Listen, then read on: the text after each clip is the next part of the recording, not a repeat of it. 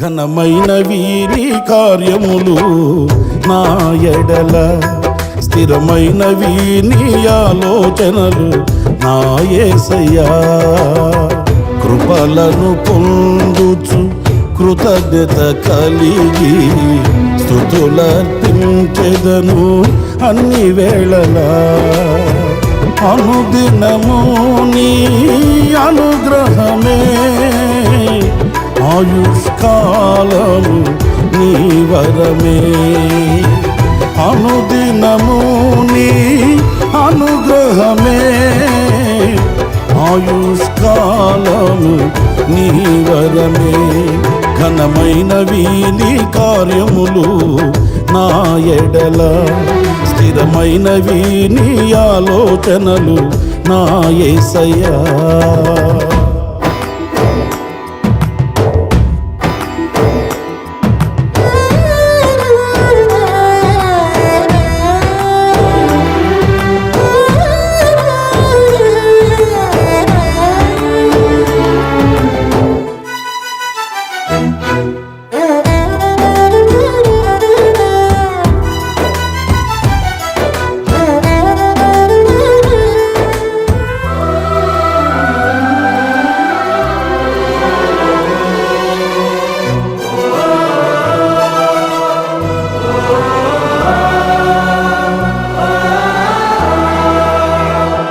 నీ కృప తప్ప వేరొకటి లేదయా, నీ మనస్సులో నేనుంటే చాలయా. బహుకాలముగా నేనున్న స్థితిలో నీ కృప నా ఎడ చాలునంటివే.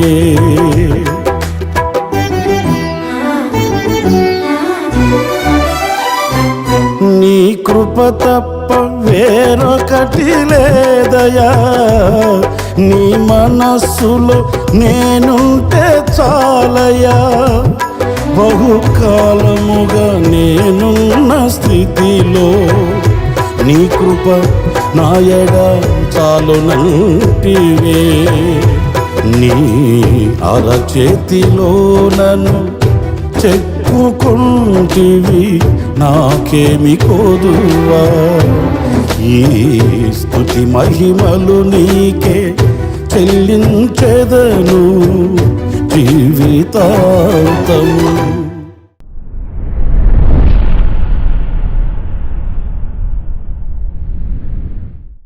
Praise the lord.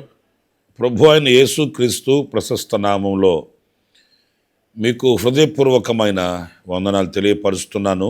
ప్రభు మిమ్మల్ని ఆశీర్వదించి దీవించుగాక. ఈ పూట పరిశుద్ధ గ్రంథంలో నుంచి ఒక చక్కటి మాట నేను మీకు జ్ఞాపకం చేస్తాను. సామెతల గ్రంథంలో 8వ అధ్యాయము 34వ వచనాన్ని నేను చదువుతున్నాను. అనుదినము నా గడప యొద్ద కనిపెట్టుకొని, నా ద్వారబంధముల యొద్ద కాచుకొని, నా ఉపదేశము వినువారు ధన్యులు.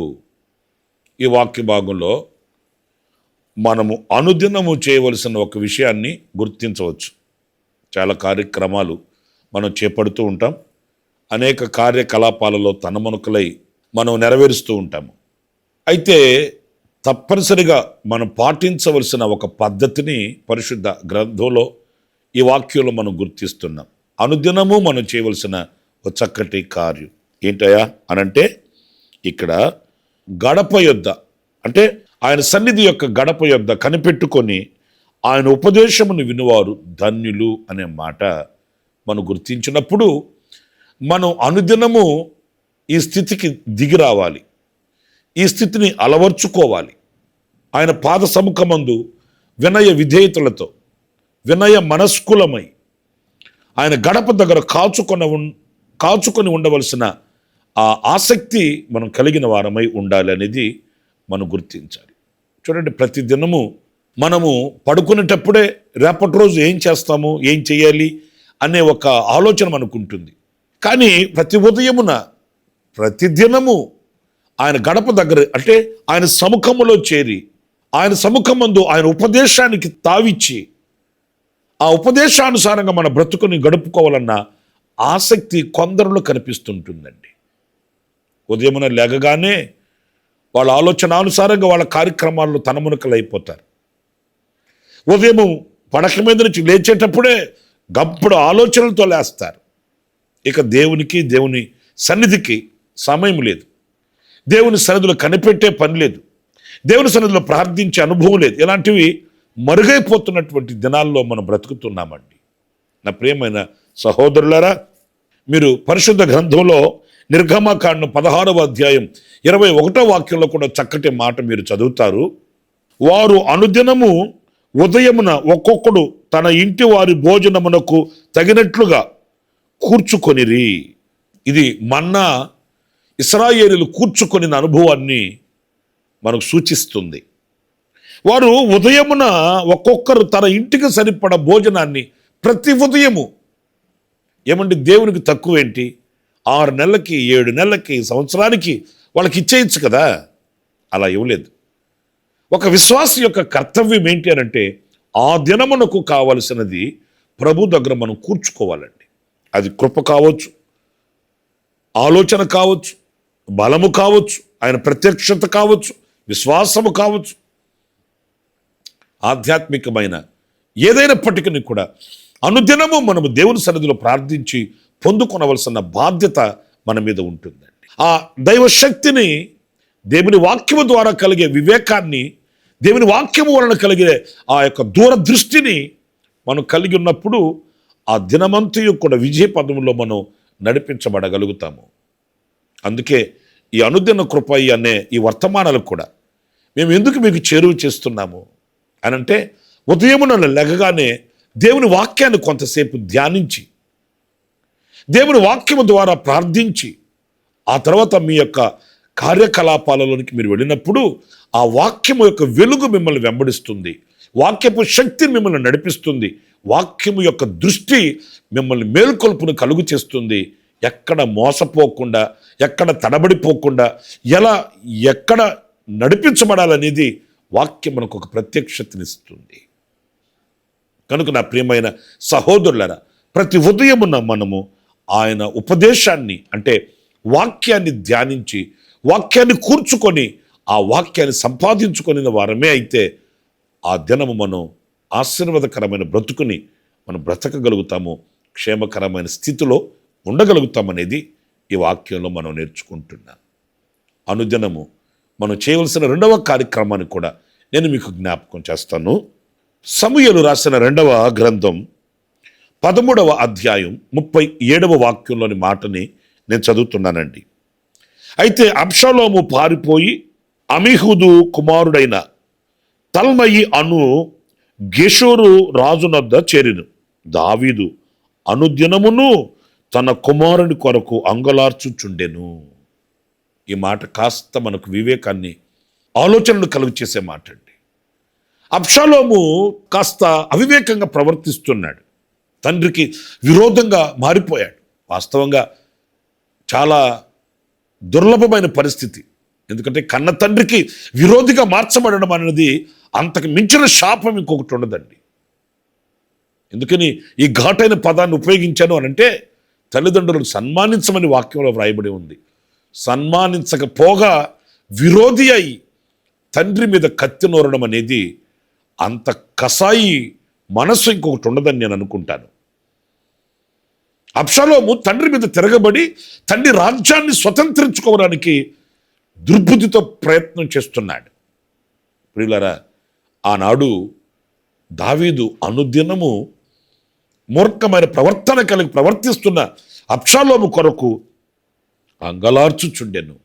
అనుదినము మనం చేయవలసిన కార్యం అండి, తన కుటుంబం యొక్క క్షేమము కొరకై, రక్షణ కొరకై అంగలార్చడం, తన కుటుంబంలో రక్షించబడని వ్యక్తుల కొరకై ప్రార్థించడం. ఏదో ఆడు మనసు అలాగ అయిపోయింది, ఏదో ఒక రోజు మారుతాడు అని విడిచిపెట్టడం కాదండి.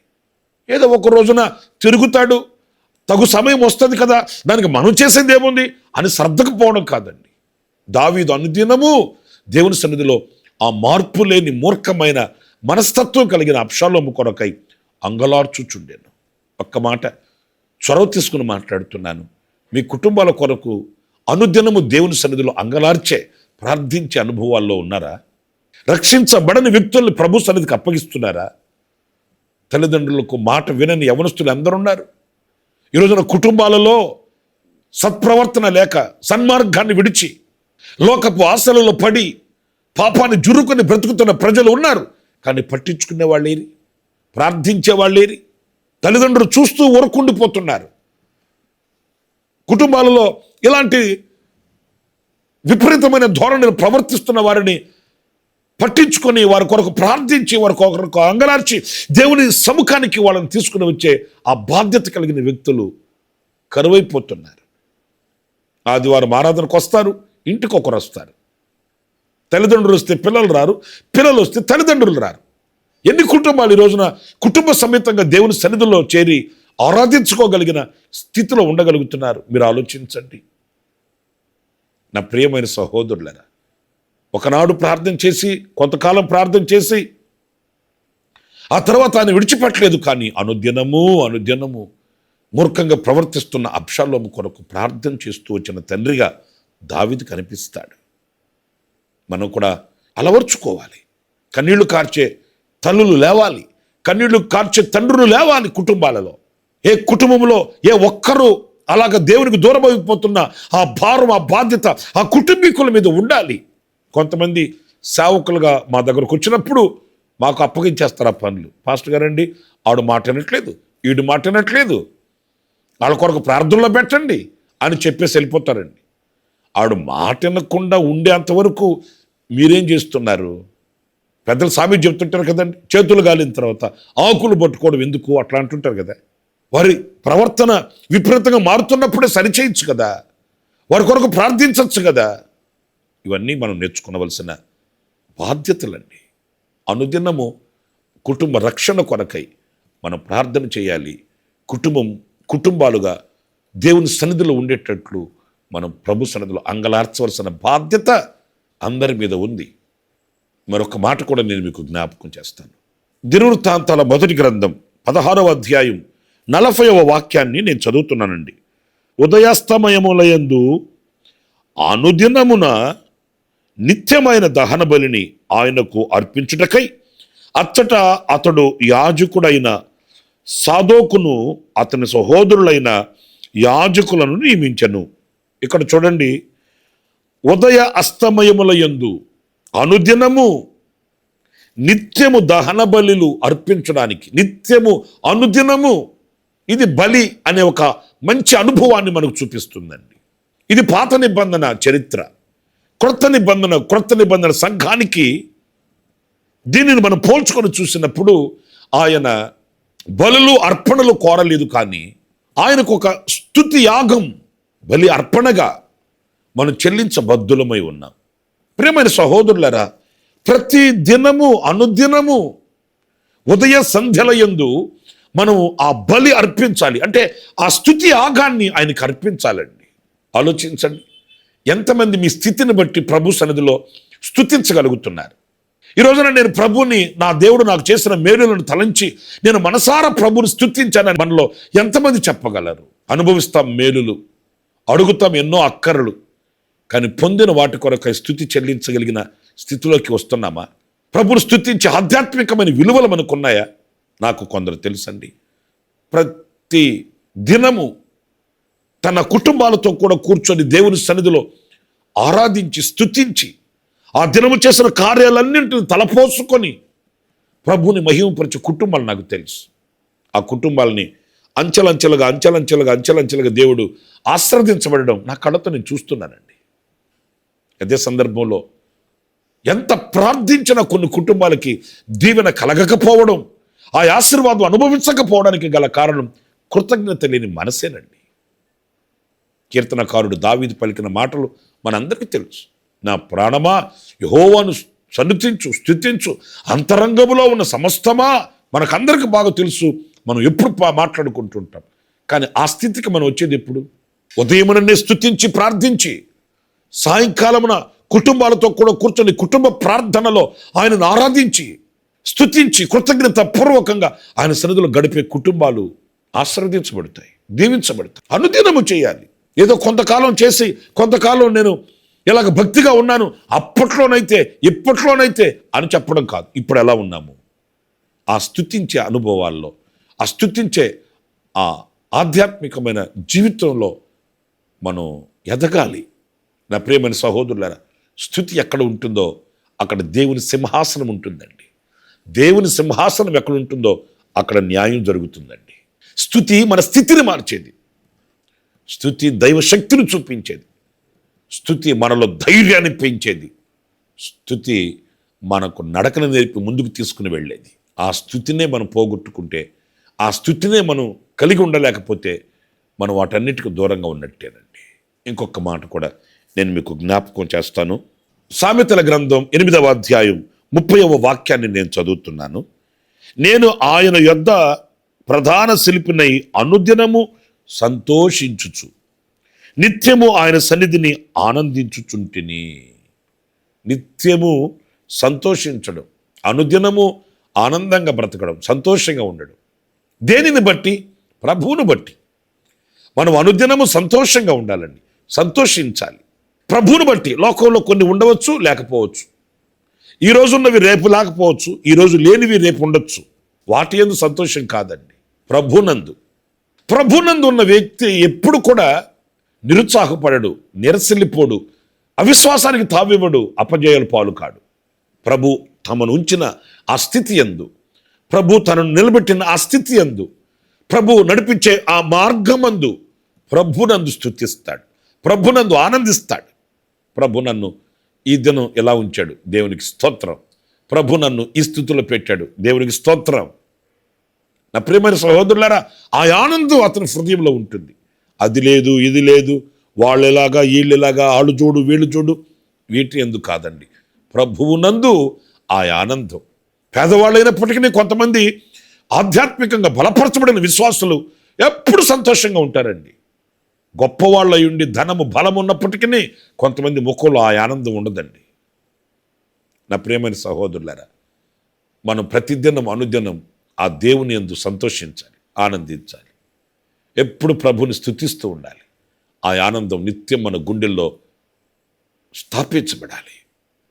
వారి ధనధాన్యములు విస్తరించిన నాటి ఆనందము కంటే అధికమైన ఆనందం నా ప్రభు నా గుండెల్లో పెట్టాడు అనే సాక్ష్యం మన అంతరంగంలోంచి రావాలి. ఏ స్థితిలో నేను ప్రభుని స్తుతిస్తూ ఆనందంగా బ్రతకాలి, ఆనందంగా జీవించాలి. అనుదినము ఇలాంటి అనుభవాల కొరకు మనం ప్రార్థించుకుందాము. ప్రభు ఆ రీతిగా సహాయం చేయుగాక. తలలు వంచి కళ్ళు మూయండి, ప్రార్థన చేసుకుందాం. జీవాధిపతి అనే ప్రభువా, మీకు వందనాలు. అనుదినము మేము చేయవలసిన అనుభవాలేంటో మేము ఒక్కొక్కటిగా ధ్యానిస్తూ వచ్చాము. నీ వాక్యాన్ని ధ్యానించి నీ గడప దగ్గర కాచుకొని ఉండగలిగిన ఆ ఆయాసక్తిని మేము కలిగి ఉండి అనుదినము మా కుటుంబీకుల కొరకు, కుటుంబాల రక్షణ కొరకు ప్రార్థించగలిగిన వారమై ఉండి, అనుదినము ఆనందించగలిగిన వారమై ఉండి, ప్రభువా మీ కొరకై సాక్షులుగా మేము ఉండడానికి సహాయం చేయండి.